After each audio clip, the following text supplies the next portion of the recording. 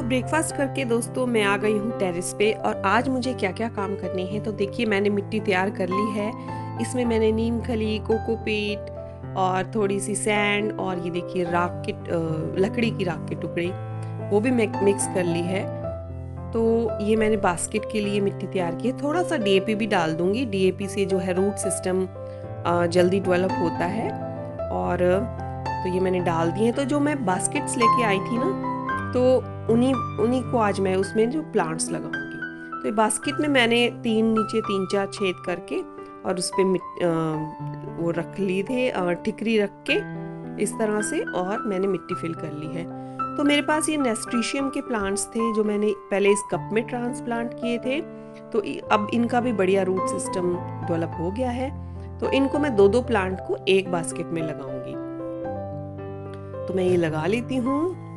तो इस तरह से देखिए इनका रूट सिस्टम है ना, रूट्स काफ़ी अच्छे डेवलप हो गई हैं। तो अब इनको बड़े पॉट की ज़रूरत है। तो इस तरह से मैं इसमें ये 2-2 करके लगा लूँगी। और ये कैलेंडुला के भी कुछ मेरे पास सीडलिंग्स थी, ये भी मैंने सीड से ही ग्रो किए हैं। तो इनकी भी बढ़िया रूट डेवलप हो गई हैं। तो ये भी मैं लगा लूँगी। तो ये 2-2 3-3 प्लांट हैं एक में, क्योंकि अगर मैं इनको छेड़ूंगी ना तो सब डिस्टर्ब हो जाएंगी। तो ये 3-3 प्लांट ही मैं एक बास्केट में लगा लूँगी। और इस तरह से जो है ये मैंने जो भी मेरे पास मिला, कोई बास्केट खाली थी और ये 5-6 इंच के जो मेरे पास पॉट पड़े हैं ये थे। तो बहुत सारी सीडलिंग मैंने इसी तरह से ट्रांसप्लांट कर दी हैं। ये बहुत सारी इकट्ठी ही हैं क्योंकि ये डिस्टर्ब हो जाएंगी अगर मैं इनको अलग अलग करूँगी। तो बाद में देखा जाएगा किस में क्या लगाती हूँ। तो ऐसे ही है, फिर जब हम सीड से ग्रो करते हैं ना तो हमारे पास बहुत सारी सीडलिंग्स तैयार हो जाती हैं। काफ़ी सारी तो मर जाती हैं लेकिन काफ़ी तैयार हो जाती है। देखिए यहाँ भी बहुत सारी बची हुई हैं। तो देखती हूँ जो बचेंगी तो ये बड़े से टैंक में मैं लगा दूँगी। और चलिए अब नीचे आते हुए मैं तोड़ लाई थी पालक। तो पालक काफ़ी अच्छा हो गया था। तो आज तोड़ना ज़रूरी था वरना ये बहुत बड़ा बड़ा हो जाता है और जो नीचे से और उगता है ना उसको फिर जगह नहीं मिल पाती। जब हम ऊपर का तोड़ लेते हैं तो जो नीचे छोटा छोटे पत्ते हैं ना वो ऊपर आ जाते हैं।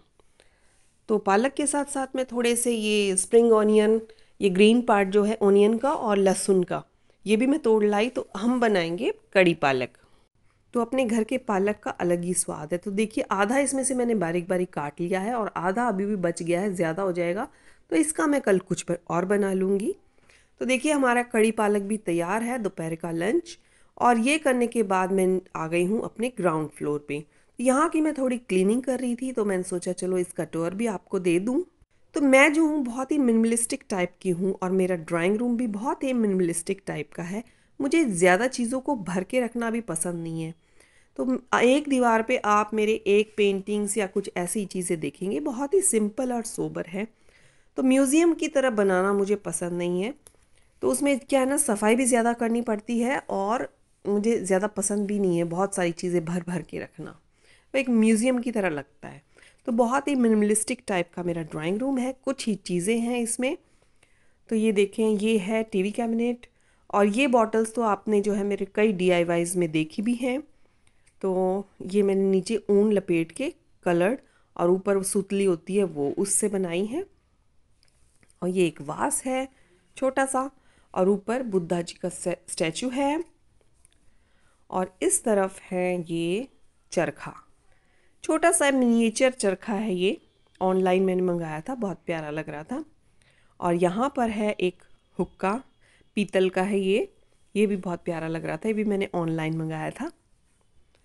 तो बहुत क्यूट सा लगता है।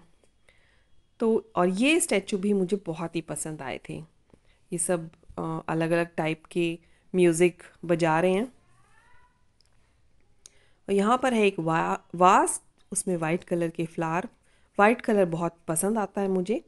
और ये बुद्धा जी का स्टैचू एक और, शांति प्रदान करता हुआ। तो इसको देखने से बड़ी शांति सी मिलती है, शांति वाली मुद्रा में है ये। इसके ऊपर है बैलगाड़ी। तो एक ग्रामीण सा लुक देती है, बहुत ही पसंद आता है मुझे, बहुत अच्छा लगता है।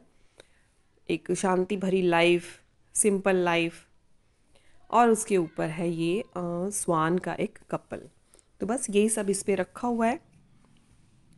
इधर है एक वॉल क्लॉक, सिंपल सी। यहाँ पर एक पेंटिंग और सोफ़ा और टेबल वगैरह, बस यही सब हैं। तो ये दिवाली का ही इधर ये दिए रखे हुए थे तो मैंने लगा दिए। मैंने सोचा चलो वीडियो अच्छी लगेगी, ये जला देती हूँ। तो अच्छे लग रहे हैं ये। और ये गुलाब की पंखुड़ियाँ ये मैं कभी कभी डाल देती हूँ, अच्छी लगती हैं। तो इधर से इस तरह से ये लुक आ रहा है। यहाँ से मैं आपको पूरा दिखा देती हूँ एक बार।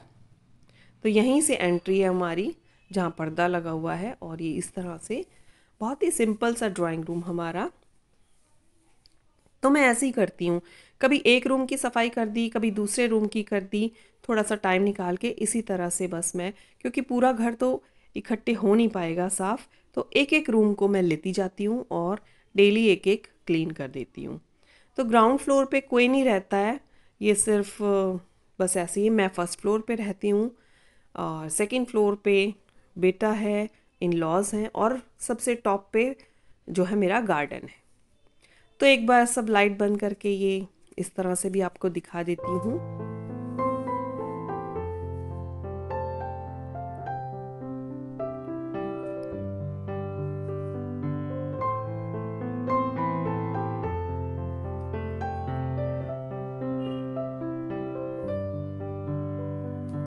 तो अब आ गई हूँ मैं नीचे, क्योंकि खाना बनाने का टाइम हो गया। अब जल्दी अंधेरा भी हो जाता है सर्दियों में, और कुछ ज़्यादा हैवी तो हो गया था दोपहर में। अब कुछ लाइट्स आई, मैंने ब्राउन राइस जो है बॉईल करके और उसमें सब वेजिटेबल्स मिक्स करके मैंने वेजिटेबल राइस बनाए हैं। और अब सब खाना खाने के बाद, रात का डिनर करने के बाद जो है, अब मैंने दही जमा दी है। और ये मैंने इसमें जो है कुछ ड्राई फ्रूट्स वगैरह, बादाम और अखरोट मैं रात में भिगो देती हूँ, सुबह में थोड़े थोड़े सब ले लेते हैं। और कुछ मेथी दाना भी भिगो दिए हैं, तो ये भी लेते हैं।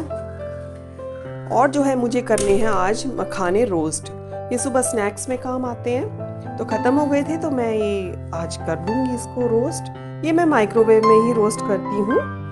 और ये मैंने एक माइक्रोवेव वाला बर्तन लिया है, और इसमें मैं ये मखाने डाल के और देसी घी को थोड़ा सा पिघला के उसके ऊपर स्प्रिंकल करके, और फिर काली मिर्च और काला नमक वो भी इसके ऊपर स्प्रिंकल करके, और 30 सेकेंड के लिए मैं इसको रोस्ट करूँगी। तो ये काली मिर्च और काला नमक ये भी मैं इसमें स्प्रिंकल कर दूँगी। तो 30 सेकेंड के लिए रोस्ट करूँगी, फिर इसको निकाल के फिर थोड़ा उलट पलट के, जो नीचे के पार्ट रह गया उसको ऊपर, और ऊपर का नीचे इस तरह से हो जाएगा। फिर से एक बार घी को उसके ऊपर डाल के, फिर काली मिर्च, काला नमक, फिर 30 सेकेंड के लिए इसी तरह से मैं 4 बार पलट पलट के करूँगी।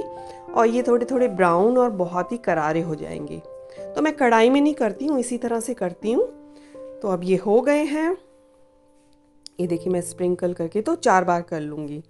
फिर ये जो होने के बाद जो है ब्राउन से हो जाएंगे, बहुत टेस्टी लगते हैं सुबह। तो आज का व्लॉग आपको कैसा लगा, लाइक कीजिए और चैनल को सब्सक्राइब भी कीजिए। अच्छा, मिलती हूँ किसी नेक्स्ट व्लॉग में। Till then bye and happy gardening. तो ये देखिए अब ये हो गए हैं, और इनको मैं डिब्बे में भर के रख लूँगी। ये 4-5 दिन आराम से चल जाएंगे, फिर ख़त्म हो जाएंगे, फिर से कर लेंगे। तो ये करारे करारे ही अच्छे लगते हैं, ज़्यादा करके रखना भी ठीक नहीं है। तो 4-5 दिन के लिए ये काफ़ी रहेंगे। Okay bye.